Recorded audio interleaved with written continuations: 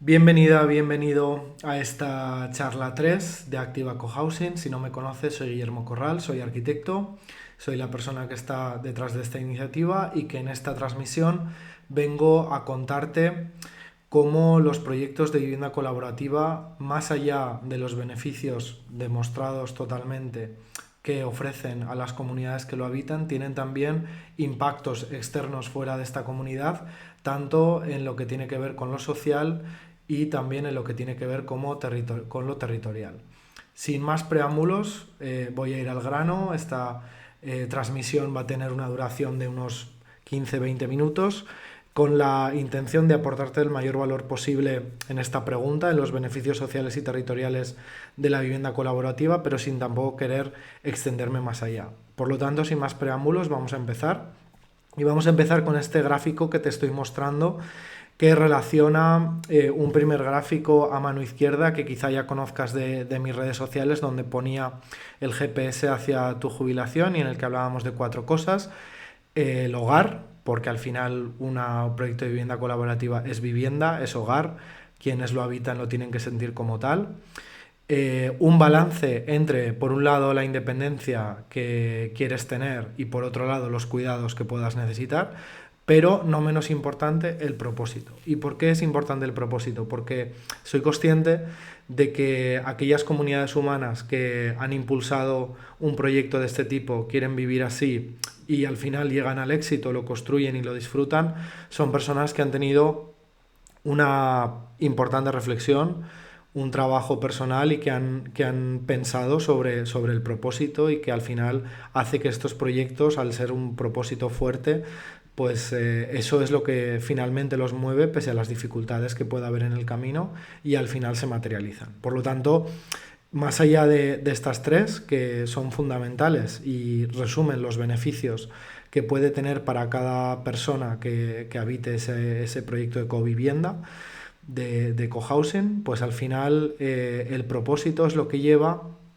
a que esa comunidad de personas desarrolle un proyecto que, más allá de generar un bienestar a la propia comunidad, genera impactos positivos a la sociedad y al territorio. Y esto es muy importante. La mayor parte de personas, como digo, que viven en estos proyectos de vivienda colaborativa, en estas comunidades residenciales, hacen una reflexión y tienen un pensamiento que les mueve a querer dejar un impacto positivo en la sociedad en la que viven y en el territorio en el que tienen sus raíces o en aquel que han soñado vivir, y ya sea un territorio que responda a un barrio en una gran ciudad, puede ser también un ámbito de playa, en el que este modelo va más allá del turismo de toda la vida, sino que es un proyecto estable en ese territorio de playa que normalmente se beneficia de impactos estacionales. En este caso es un impacto estable. Y lo mismo podemos hablar de un territorio rural en el que puede haber también una población estacional vinculada a un turismo de montaña, a un turismo de esquí, etcétera, pero que en épocas en las que no se realiza esa actividad económica o, en general, por desgracia, durante todo el año es un territorio despoblado con falta de dinamismo. Bueno, pues en este caso también proyectos de este tipo que se inserten en un territorio rural van a darle a ese espacio, van a darle a ese municipio o a esa comarca una actividad durante todo el año. Y esto es muy importante y, como digo, las personas que normalmente deciden vivir así son conscientes de ello y por lo tanto quería en este vídeo abordar tanto los impactos sociales como los territoriales. Pasando a la siguiente, ya he contado también que en 2030 se prevé que el 30% de las personas en España tengan más de 65 años. Y esto responde a una dinámica demográfica en la cual la sección ancha de la pirámide poblacional española vaya subiendo de edad. Como puedes ver en el gráfico de la izquierda, en 2015 podemos decir que ese ensanchamiento de la pirámide se encontraba en edades intermedias, en edades adultas, teniendo en cuenta que más o menos en España en ese momento la esperanza de vida ronda los 80 años o ya empieza a superarlo, sobre todo en las mujeres. Pero Con el paso de los años se espera que esa esperanza de vida aumente, pues podemos decir de entre los 78-80 años hasta por lo menos los 85-86 años, y que además esa generación del baby boom que es dominante en España, pues vaya, digamos, cumpliendo años y por lo tanto ensanchando esa pirámide hacia arriba, como se ve en 2030. Y luego pues vemos también que ojalá, por supuesto, sea una generación muy longeva y además longeva con calidad de vida, y por lo tanto vemos cómo se puede extender en 2050 pues a edades de entre 75 y 95 años, y que en esa sección la pirámide es donde sea más ancha respecto del resto de generaciones. Por lo tanto, teniendo en cuenta este reto, esto es un reto que compartimos como sociedad, no es un reto de un determinado número de personas o no es un reto del poder público, es un reto que tenemos como sociedad.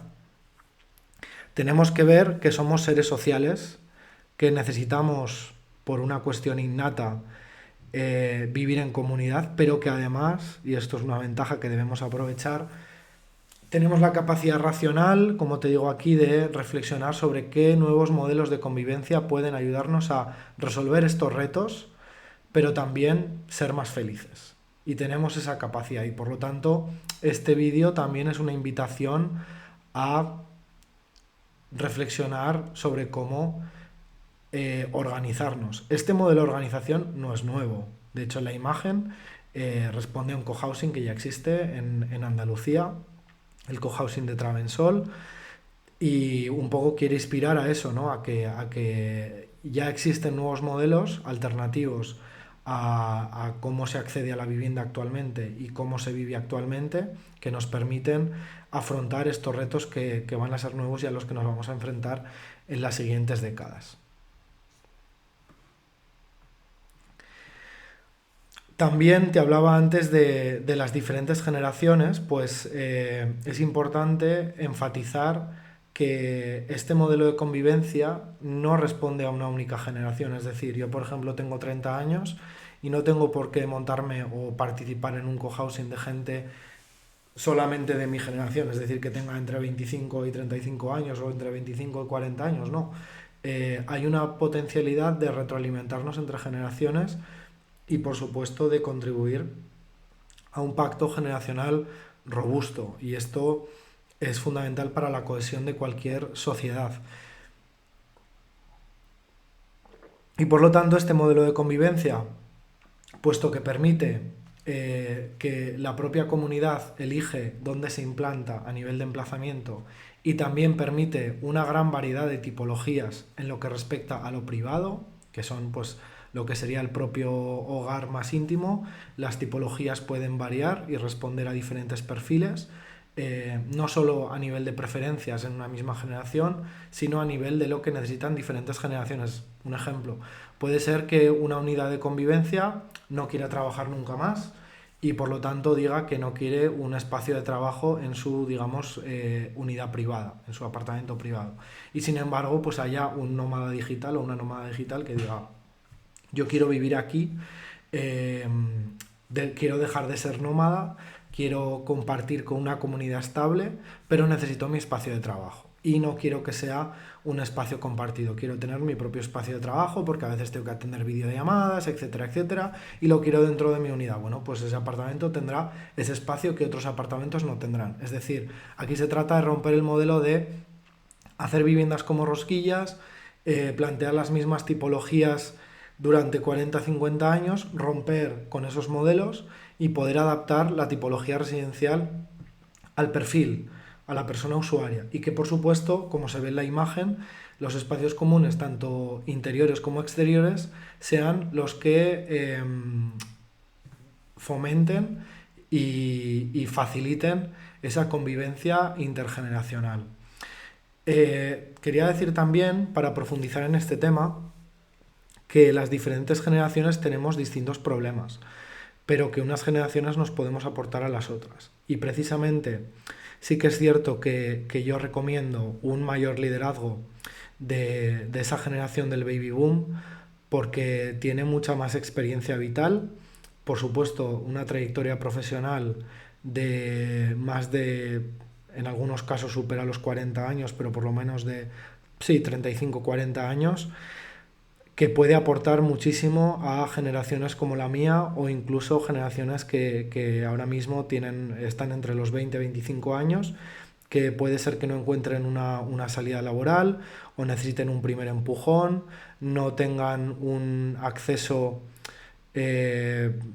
posible a una emancipación y por lo tanto, pues como digo aquí, este tipo de proyectos, insisto, no tiene por qué, es decir, una comunidad humana senior puede decidir vivir simplemente con personas de su misma generación, esto es una decisión personal, pero es cierto que a nivel de innovación social existe un potencial muy grande de que diferentes generaciones puedan convivir en una comunidad residencial y que además sea por elección propia, no que sea una convivencia forzada en una tradicional comunidad de vecinos y vecinas, sino que en este caso estamos hablando de que sea algo voluntario en el cual los diferentes perfiles elijan vivir ahí y colaboren en el diseño y en la co-creación de esta comunidad residencial. Y los intercambios que se pueden dar ahí, tanto a nivel laboral, pero también a nivel emocional o incluso a nivel material, como te decía antes, de un acceso más universal a una vivienda digna, pues se puedan dar en este tipo de proyectos intergeneracionales. Estos proyectos intergeneracionales, por ejemplo, se materializan en cohousing como el de Marmalade Lane en Reino Unido, en el cual también se demuestra un uso alternativo del espacio público. Estamos hablando de una reflexión quizá de carácter más urbano, en el cual pasamos de una calle con aceras a un espacio público lineal en el cual cuando tú sales de tu vivienda, además de tener tu jardín privado, accedes a un espacio en el que puedes estar, que no solo sea de paso y que tengas que atravesar o que salgas y de golpe te encuentres con un coche aparcado. Aquí estamos hablando de una manera distinta de apropiarse de un espacio público o un espacio semipúblico y que además esa nueva forma de compartir espacio público, de realizar actividades sociales dentro de la propia comunidad, también se puede trasladar a la ciudad o al pueblo en el que este proyecto se implante, demostrando al resto de habitantes, pero también a las autoridades locales, de que pueden usar sus calles de una manera mucho más saludable e inclusiva, como se ve en esta imagen. Por lo tanto, como digo aquí, la conclusión es que tienen un potencial de transferencia social, de transmitir valores de convivencia, de sostenibilidad y de respeto mutuo, como decía antes, también entre generaciones, entre clases sociales, entre perfiles diversos dentro de una ciudad o un pueblo. Al final son espacios, son microciudades, son espacios de convivencia. Pasamos al territorio, pasamos a cuestiones que tienen más que ver con lo físico, con un contexto físico, pero por no hacer una transición brusca, seguimos hablando de cuestiones sociales. En este caso he querido usar esta imagen del patio principal del cohousing de la Borda en Barcelona, que es un cohousing más pensado por y para gente joven, pero que potencialmente en cualquier proyecto de este tipo se pueden diseñar espacios comunes de una cierta, digamos, monumentalidad y escala y tamaño, que puedan ser usados tanto por los propios habitantes de las viviendas del proyecto ecohousing, pero también por la comunidad circundante. Es decir, que incluso con alguna serie de acuerdos y con beneficios mutuos, por supuesto, los integrantes de la cooperativa de vivienda pueden ceder temporalmente, si lo desean, algunos espacios para ser usados por el tejido vecinal del barrio, del pueblo, etcétera. Y por lo tanto, la colaboración ya no solo es interna, sino que se producen lazos entre este proyecto y el barrio.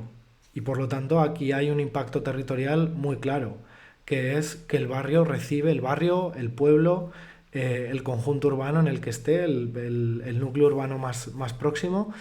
recibe una especie de equipamiento, entre comillas, en el que por supuesto se preserva la intimidad de quien habita esas viviendas, pero los espacios comunes se pueden ceder a esta zona y por lo tanto este área se ve beneficiada, ¿no? Y ahí hay ahí hay una relación clara externa, es decir, que no se vea esto como una comunidad residencial totalmente privada y autista, sino que las personas, como digo antes, que tengan un interés social, que les mueva un propósito en particular, pues puedan beneficiar a su contexto territorial. De hecho, pues por poner un ejemplo concreto, puede haber personas que se han tenido que ir de su pueblo porque no les ofrecía oportunidades profesionales, que han tenido que emigrar y que 30 o 40 años después sean libres para volver a sus raíces y dar un beneficio a ese pueblo, que diga el alcalde o las autoridades locales: no nos podemos permitir un centro cívico, no nos podemos permitir una pequeña instalación deportiva. Bueno, pues nosotros vamos a hacer una inversión, queremos vivir de esta forma y este espacio en concreto lo vamos a delimitar, lo vamos a diseñar de una forma que lo vamos a usar nosotros, pero también lo puede usar gente del pueblo que no vive en esta comunidad residencial, pero que de vez en cuando pues lo podéis usar en este régimen, ¿no? Pues esa gente originaria de ese pueblo le está devolviendo, digamos, a sus raíces algo muy interesante. Esta diapositiva precisamente me permite hacer énfasis en lo que estaba diciendo justo ahora, y hablando de la dinamización del medio rural, es decir, poniendo ejemplos que concretamente se inserten en medios rurales con escaso dinamismo demográfico, muy baja densidad, en los cuales al final también es complicado, y esto hay que decirlo, acceder a servicios como una fibra, una red de electricidad de alta calidad. También quizá el abastecimiento de agua esté muy limitado a la poca población que hay, y plantear un proyecto de estas características sea un reto. Pero al final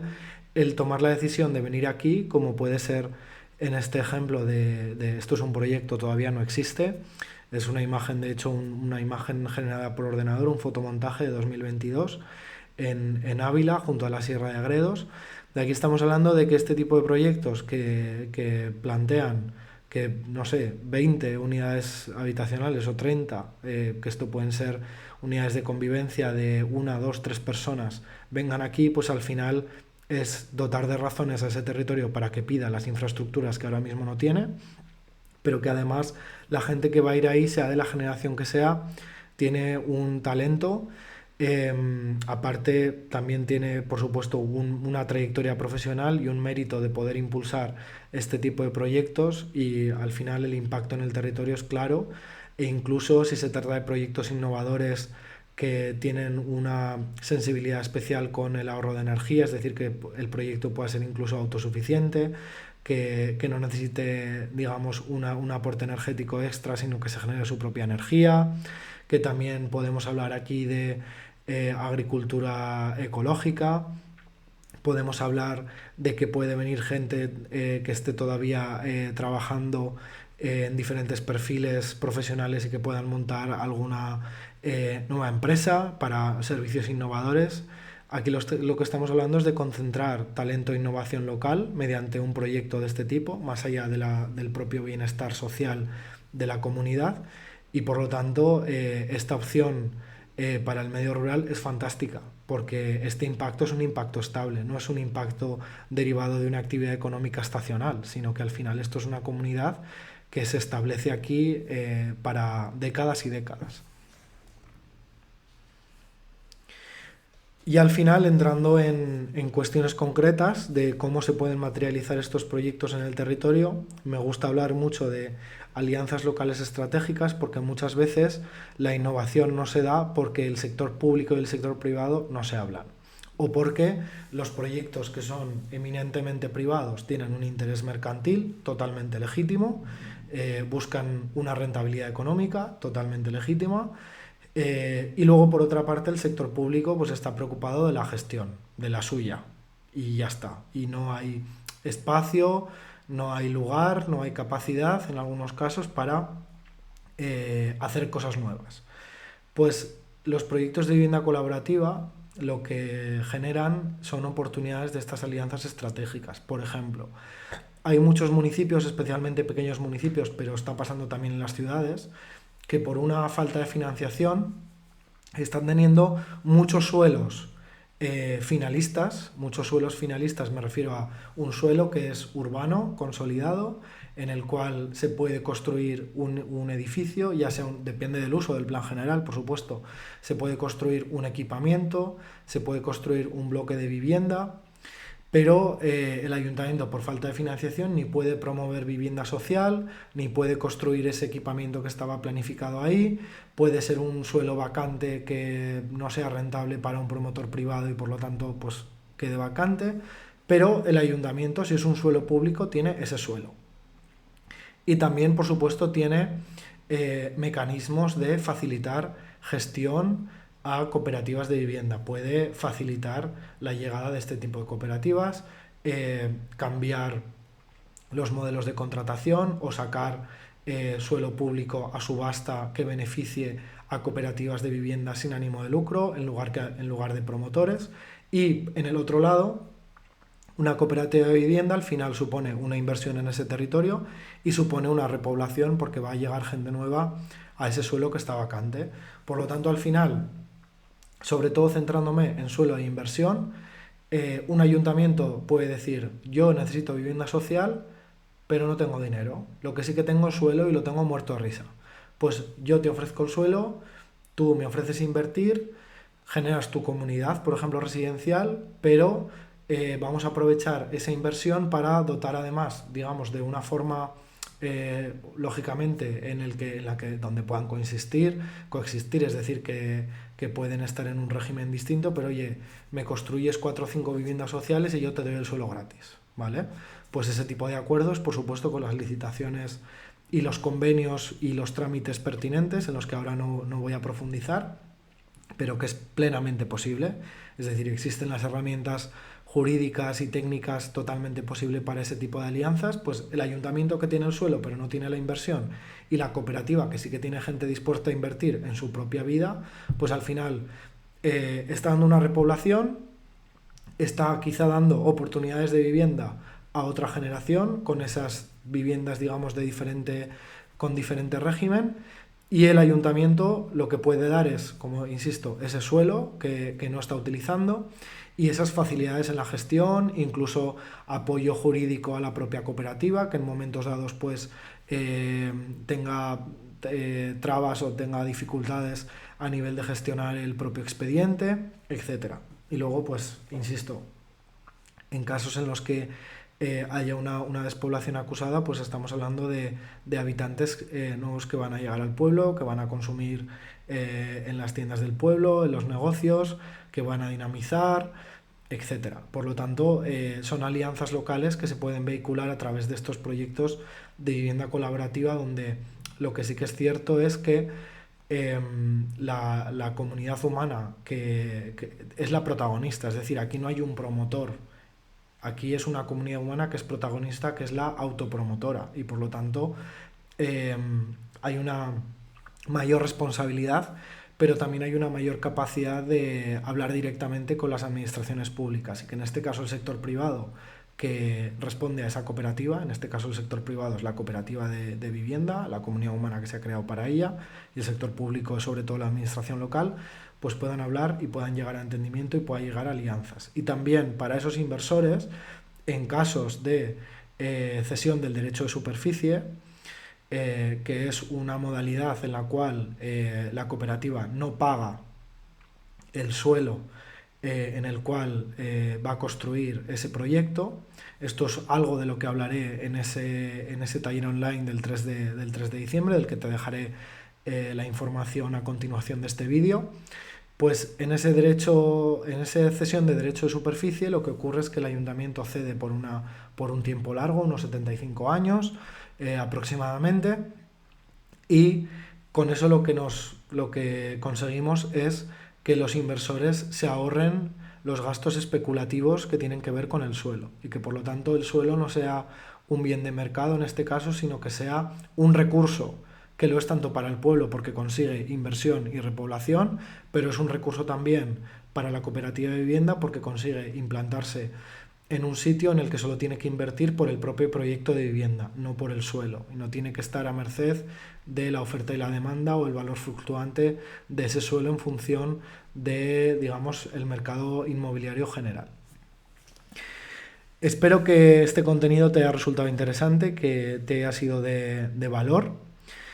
Quiero animarte, aunque como decía antes y siendo muy honesto, no estoy inventando nada. Esto es algo que existe desde los años 60 del siglo XX, pero sí que es cierto que en España, pese a avanzar tímidamente, todavía es un modelo por consolidar. Y por lo tanto, cojo esa frase de Antoni Gaudí que dice que no hay razón, que dijo que no hay razón para no probar algo nuevo solo porque nadie lo haya intentado antes. Entonces, te dejo con esa frase y te animo, si no lo has hecho ya, a inscribirte al taller online que he organizado para el domingo 3 de diciembre a partir de las 6 de la tarde, donde profundizaré tanto en estos como en otros aspectos. La inscripción es muy fácil, es totalmente gratuita y se realiza a través de la página web activacohousing.com. Espero, insisto, que este vídeo te haya resultado de interés y espero contar con tu participación en próximos vídeos y transmisiones. Muchas gracias.